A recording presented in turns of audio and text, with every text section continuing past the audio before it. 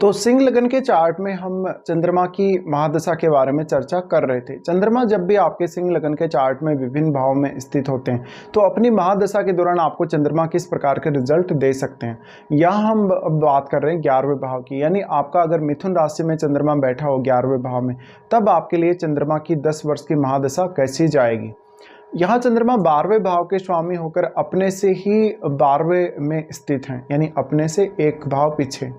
यहाँ चंद्रमा का स्थित होना आपके ज़्यादा से ज़्यादा डिसीजन लेने में मदद करेगा, आपको इनकम सोर्स खोजने में मदद करेगा और बहुत सारे नए नए आइडियाज़ देगा आपको पैसा कमाने के लिए। लेकिन देखिए, ये जो 11वां भाव है वो आपका नेटवर्क सर्कल है या वो आपका सोशल सर्कल है। यहाँ का चंद्रमा आपको दूसरों के लिए बहुत ही ज़्यादा हेल्पफुल बनाता है। यहाँ हालांकि आप पैसा तो कमाएंगे, लेकिन आप अपने पैसे का या तो दान दक्षिणा में दे देंगे पैसा, या फिर आप किसी की हेल्प करने के लिए पैसा किसी को दे देंगे। ऐसी कंडीशन में आपका रेपुटेशन, मान सम्मान बहुत ज़्यादा अच्छा होगा, पर आपका पैसा लौटकर वापस आने के चांसेस बहुत कम होंगे। या फिर आप कोई पॉलिटिक्स में हैं या सोशल सर्विस या कोई भी सामाजिक कल्याण जैसा काम कर रहे हैं तो शायद आपको ये बेनिफिट कर सकता है।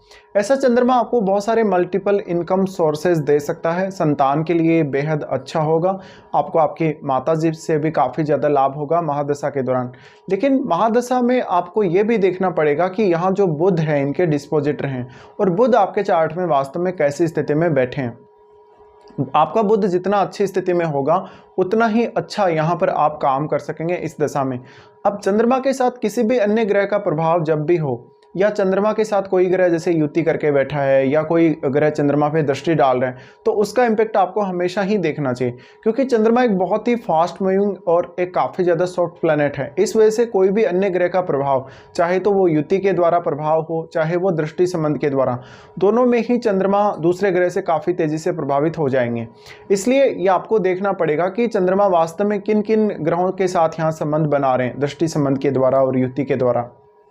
तो इसके बाद ही आप फाइनल ये डिसीजन ले सकेंगे कि चंद्रमा वास्तव में किस किस प्रकार के रिजल्ट आपको देंगे, क्योंकि चंद्रमा जिस भी ग्रह से संबंध बनाएंगे उसी के अनुरूप ये अपना रूप धारण कर लेते हैं, या उसी के अनुरूप आपकी जो मेंटलिटी है या आपकी जो सोच है वो बदल जाती है। तो यहाँ पे शनि से अगर इनका संबंध है, राहु केतु से अगर इनका संबंध है, तो आर्थिक मामलों को लेकर कुछ दिक्कतें भी आपको आ सकती हैं, या फिर आपको स्टडी वगैरह को लेकर भी दिक्कतें आ सकती हैं। ऐसा चंद्रमा नॉर्मली कभी कभी आपको बिजनेस करने की अच्छी क्षमता देता है और लोगों को लीड करने की भी अच्छी क्षमता देता है।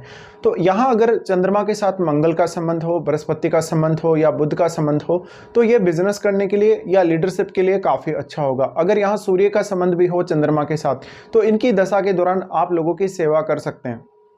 चंद्रमा की यहाँ से दृष्टि पड़ेगी आपके 5वें भाव पे। 5वें भाव पे इनकी जो दृष्टि पड़ रही है, इस वजह से आपको ज़्यादा से ज़्यादा नए नए आइडियाज़ देंगे पढ़ने लिखने सीखने के लिए, या लाइफ में ज़्यादा से ज़्यादा अपने इमेजिनेशन को बढ़ाने के लिए ये चंद्रमा की दृष्टि आपको बहुत ज़्यादा फेवर करेगी यहाँ से, क्योंकि अब चंद्रमा अपने मित्र बृहस्पति के घर पर ही दृष्टि डाल रहे हैं, इसलिए पंचम भाव से संबंधित मोस्टली जो रिजल्ट होंगे वो अच्छे ही होंगे। इसके अलावा आपको चंद्रमा की महादशा के दौरान निर्णय लेना काफ़ी आसान होगा, और आपके सामने किसी भी काम को करने को लेकर या किसी भी निर्णय को लेने के लिए काफ़ी सारे विकल्प मौजूद होंगे। आप उनमें से अपने लिए एक परफेक्ट विकल्प जरूर चुन सकते हैं। लेकिन अब किसी अन्य ग्रह का प्रभाव चंद्रमा पर है तो शायद या तो आप डिसीजन लेने के लिए बहुत ज़्यादा जल्दबाजी करेंगे, या बहुत ज़्यादा ऑब्सेसिव होकर डिसीजन लेंगे, या आपका जो कोई ना कोई जो तरीका है वो ऐसा होगा जहां पर आप खुद ही कोई ना कोई गलती कर देंगे, या बहुत ही ज़्यादा एक्साइटमेंट में आ जाएंगे किसी भी काम को करने के लिए। तो यहाँ अब आप अपने मन को, अपने इमोशंस को कैसे हैंडल करते हैं, अपने मन को आप कैसे रोक कर रखते हैं, और किसी की जो बात है वो आपके दिल पे अगर लगेगी या किसी की बात को आप बुरा मानेंगे तो उसका भी एक बहुत गहरा इम्पैक्ट पड़ेगा। मेनली बात यह है कि चंद्रमा की महादशा में आप जो भी डिसीजन लेंगे, जो भी काम करेंगे, वो आपके इमोशंस से बहुत गहरा जुड़ाव रखेंगे। इस वजह से आपको अपने दिल और दिमाग दोनों से यहाँ काम लेना पड़ेगा। इस वजह से कभी कभी आप रिश्तों में जो अपेक्षा कर रहे हैं, जैसे अपने संतान से जो आपकी अपेक्षाएं हैं, जो आपके जीवन साथी से या जो आपके फ्रेंड लोगों से आपकी अपेक्षाएं, शायद वो अपेक्षाएं आपकी पूरी ना हो। अगर यहाँ राहु का संबंध है चंद्रमा के साथ, या फिर यहाँ पर केतु का या मंगल का संबंध है, तो आपका एक्साइटमेंट और आपके अंदर काफ़ी ज़्यादा इल्यूजन रहेगा। इस वजह से आप कभी कभी बहुत ज़्यादा डिप्रेशन में भी आ जाएंगे, या आपको काफ़ी ज़्यादा एंग्जाइटी भी होगी।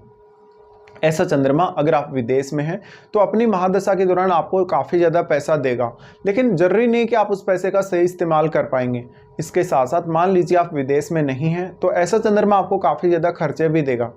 तो यहाँ अगर आप कोई भी क्रिएटिव वर्क कर रहे हैं, कोई भी ऐसा काम कर रहे हैं जिसमें आप अपने स्किल्स का ज़्यादा से ज़्यादा उपयोग करना चाहते हैं या कर रहे हैं, या आप अपने इमेजिनेशन को सही तरीके से काम में ले पा रहे हैं, तो चंद्रमा यहाँ आपको बहुत ही ज़्यादा फेवर करेंगे। चंद्रमा के इस स्थिति की वजह से अक्सर आपके आर्थिक स्थिति में और आपके डिसीजन लेने की जो क्षमता है उसमें लगातार आपको बदलाव देखने को मिलेंगे और काफ़ी उतार चढ़ाव भी देखने को मिलेंगे।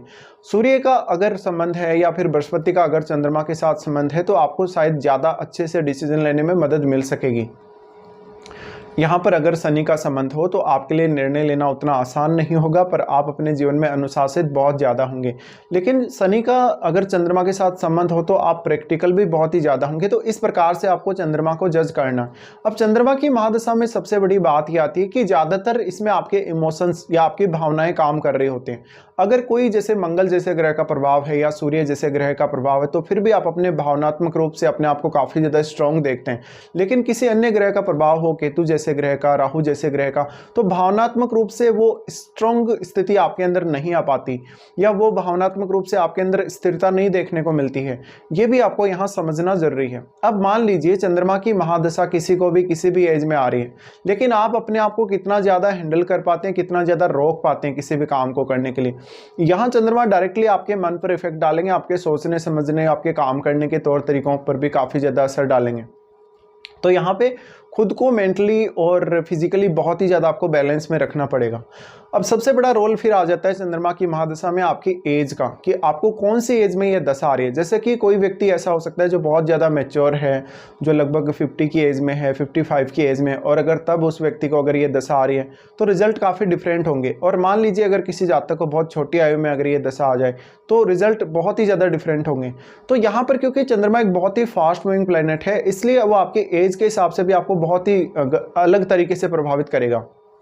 यहाँ मान लीजिए कोई जातक ऐसा है जो 15 साल की आयु तक है, और अगर उसको 15 साल की आयु तक कभी भी चंद्रमा की महादशा आती है तो वो अपने माता पिता के प्रति बहुत ज़्यादा कहीं ना कहीं अटैच्ड रहेगा। वो धन के प्रति या अपने जो भी उसकी नॉलेज है, जो भी उसका पढ़ने सोचने या काम करने का तरीका है, उसके प्रति काफ़ी इमोशनल होगा। ऐसा जातक छोटी छोटी बातों को बुरा मान लेगा अगर मंगल या सूर्य का संबंध चंद्रमा के साथ नहीं है। तो यहाँ पे छोटी आयु में ज़्यादातर आप में इमोशनलिटी देखने को मिलेगी, बट आप काफ़ी कलात्मक होंगे और कलात्मकता की वजह से आपको एक अलग पहचान भी यहाँ चंद्रमा दिला सकते हैं। छोटी आयु में आपको ऐसा चंद्रमा बहुत ज़्यादा सोशल बनाएगा, आपका नेटवर्क या आपका सोशल सर्किल बहुत ज़्यादा बड़ा होगा। चंद्रमा की महादशा इस समय आ रही है तो आप अपने परिवार के लिए थोड़ी जिम्मेदारियां जरूर बढ़ा देते हैं कभी कभी।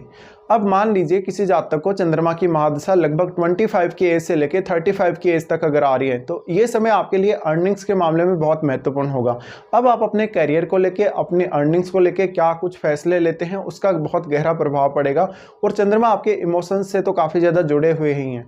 इसलिए छोटे से छोटा निर्णय और बड़े से बड़ा निर्णय दोनों ही आपके लिए समान महत्व रखेंगे और आपको काफ़ी प्रभावित करेंगे। मुख्य रूप से ये आपके आर्थिक स्थिति में या जो कुछ भी आपने अचीव किया है इस दशा में उसके ऊपर बहुत ज़्यादा इफेक्ट करेंगे।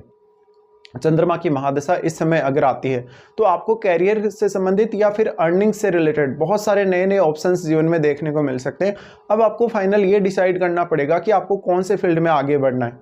इसके बाद मान लीजिए किसी जातक को ये महादशा लगभग लेट एज में आती है, तो लेट एज में आने से आप शायद अपने रिश्तों को लेके बहुत ज़्यादा सीरियस होंगे। इनकम के साधन तो आपके पास वैसे भी बहुत ज़्यादा होंगे, लेकिन इनकम के बजाय आप अपने रिलेशंस को, रिश्तों को थोड़ा ज़्यादा महत्व देने लगेंगे। और लेट एज में आप ज़्यादा मैच्योर भी हो जाएंगे, इसलिए जो भी डिसीजन लेंगे बहुत ज़्यादा इमोशनल होकर नहीं लेंगे, थोड़े प्रैक्टिकल भी ज़्यादा होंगे। बट मिड एज में थोड़ी सी ये दशा आपको कभी कभी परेशान ज़्यादा कर सकती है, क्योंकि मिड एज में आपके कुछ लव अफेयर वगैरह बनना या आप किसी से इमोशनली बहुत ज़्यादा अटैच हो गए हों, ऐसा हो सकता है। तो ये कुछ रिजल्ट्स रहेंगे चंद्रमा की महादशा के।